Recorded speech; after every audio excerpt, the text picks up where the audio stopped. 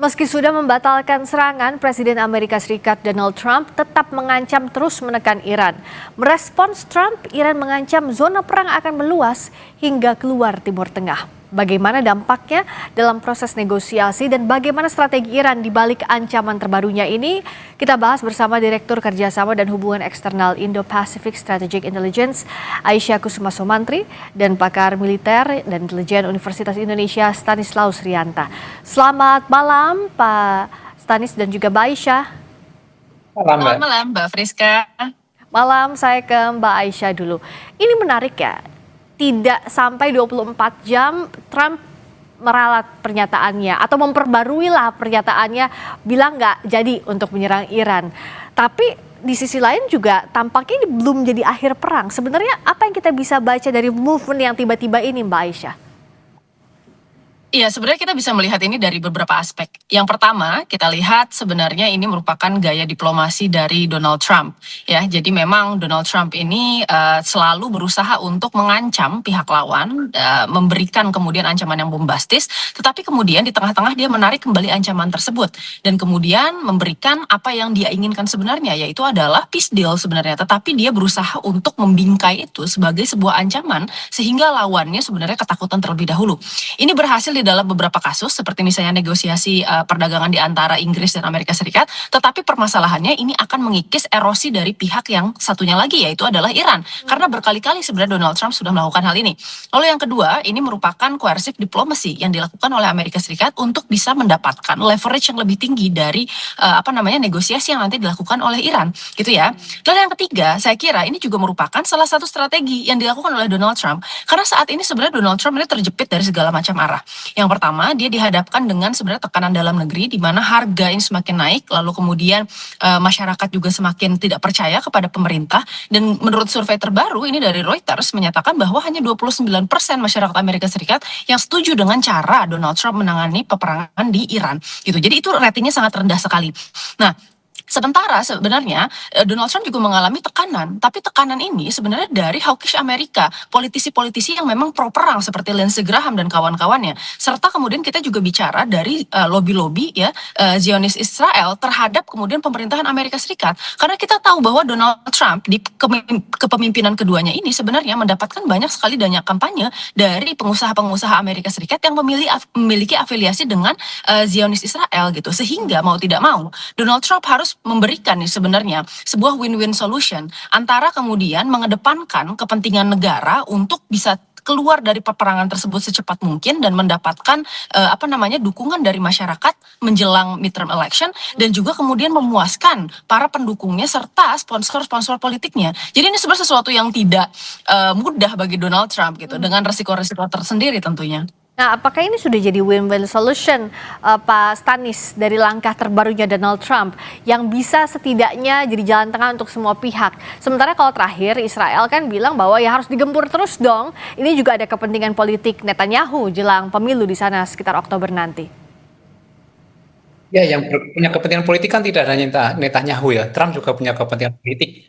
Ada pemilu setelah pemilu jeda, dan ini saya kira yang paling berat bagi Trump untuk menghadapi itu. Jadi dia harus mempertanggungjawabkan perang ini kepada publik, kemudian dia mempertanggungjawabkan dana yang sudah 500 triliun lebih untuk perang. Dan ya, saya menarik Mbak Era itu yang survei di Reuters itu sekitar hanya 29% saja. Ini angka yang cukup parah, dan saya kira ini adalah suatu situasi tekanan yang cukup berat bagi Trump. Nah, gayanya Trump itu dalam situasi normal saja dia mengancam, kemudian dia labil, apalagi dengan tekanan seperti ini.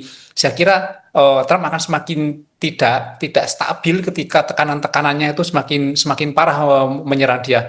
Tapi apapun itu, saya melihat bahwa Trump sebenarnya mencari exit strategi untuk keluar dari Iran secepatnya tanpa dia kehilangan muka.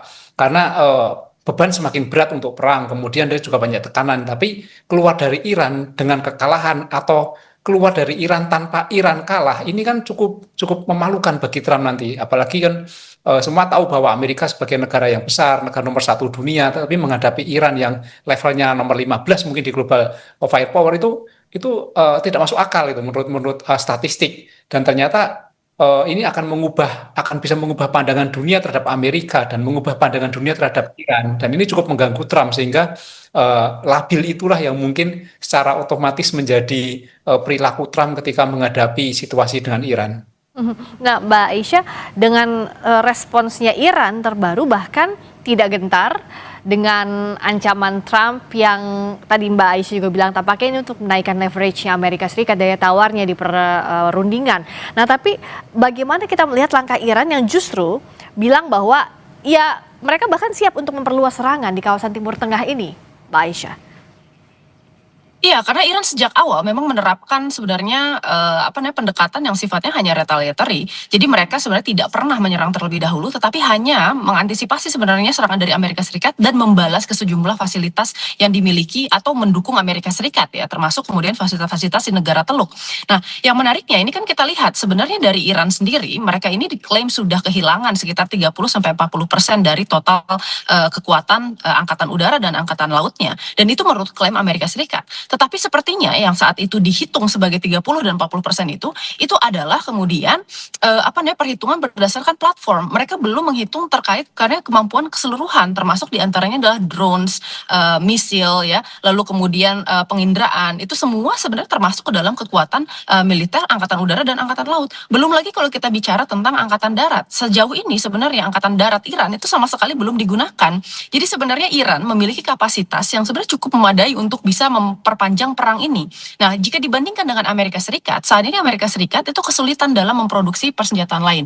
Iran di sisi lain ya, ini sudah memiliki rate produksi yang cukup kencang, sekitar 50-100 drone Shahid dalam 1 bulan. Sementara Amerika Serikat itu membutuhkan waktu bertahun-tahun untuk memproduksi teknologi seperti THAAD system atau kemudian Patriot system. Itu kan cukup menarik kalau kita lihat terjadi perbedaan kemudian kapasitas dan kemampuan di dalam ya merefuel gitu ya, atau mengisi ulang kemudian amunisi di dalam melanjutkan peperangan ini.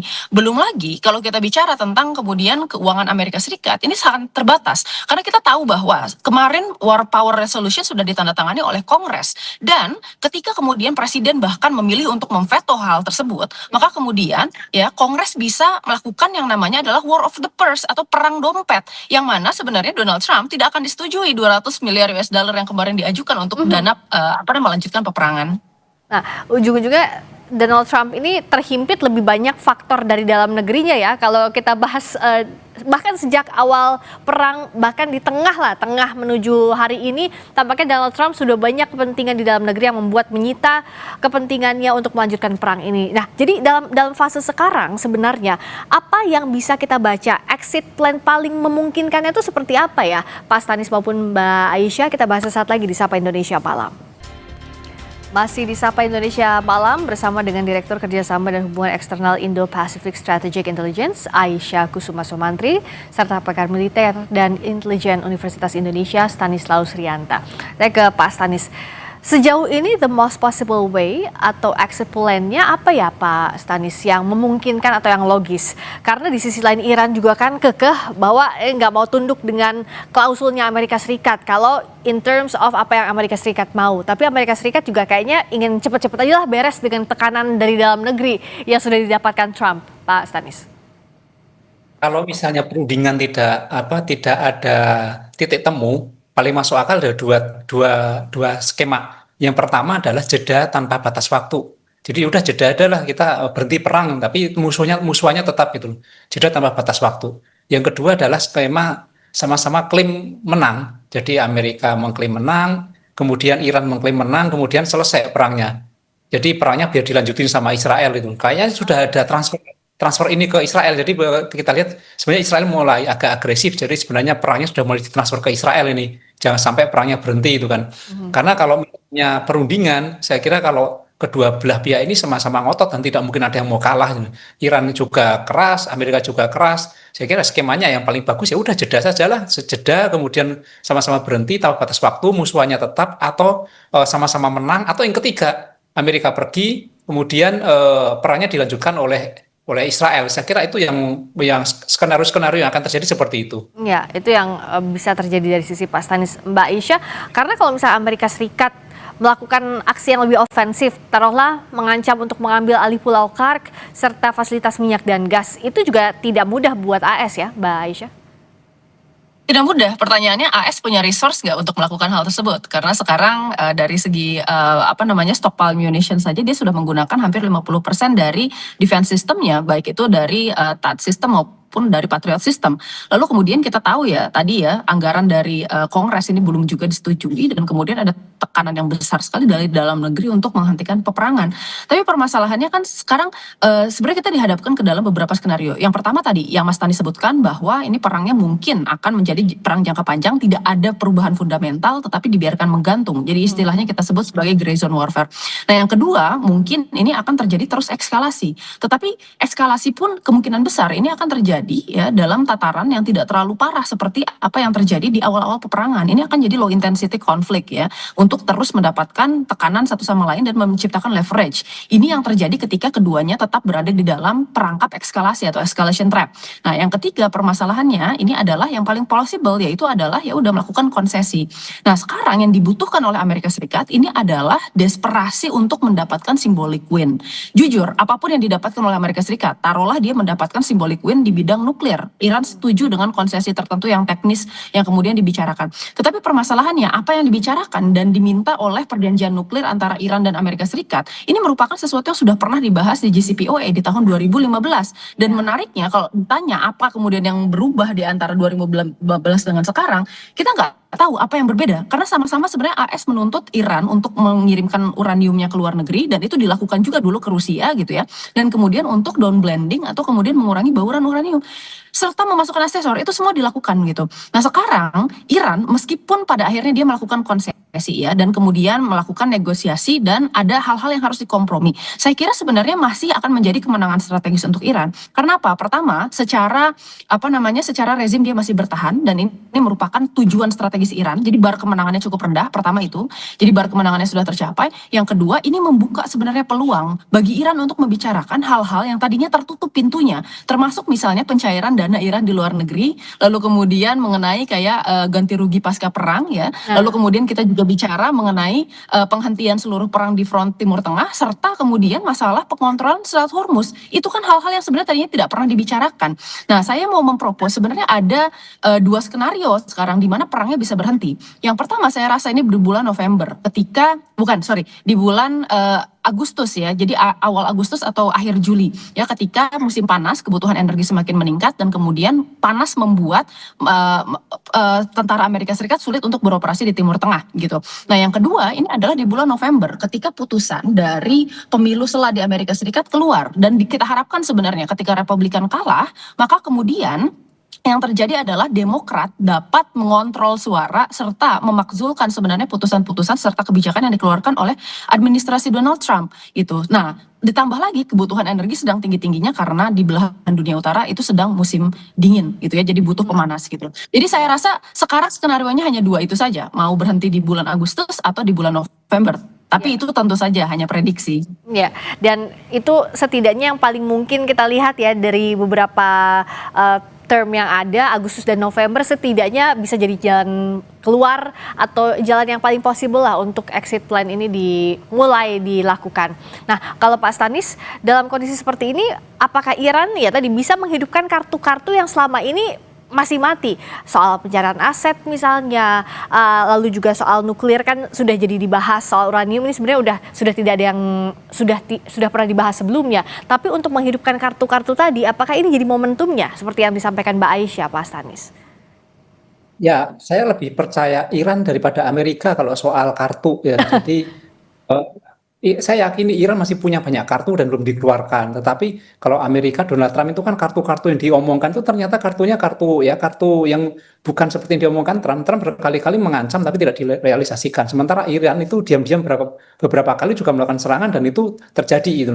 Jadi kalau misalnya soal gertak-gertakan, Iran nggak perlu gertakan, dia langsung melakukan aksi itu. Dan dalam situasi perang ini Amerika itu perang dengan senjata, sementara Iran itu perang dengan ideologi. Ini berbeda itu loh, konteksnya berbeda dan lebih berbahaya Iran ketika dia melakukan perang daripada Amerika.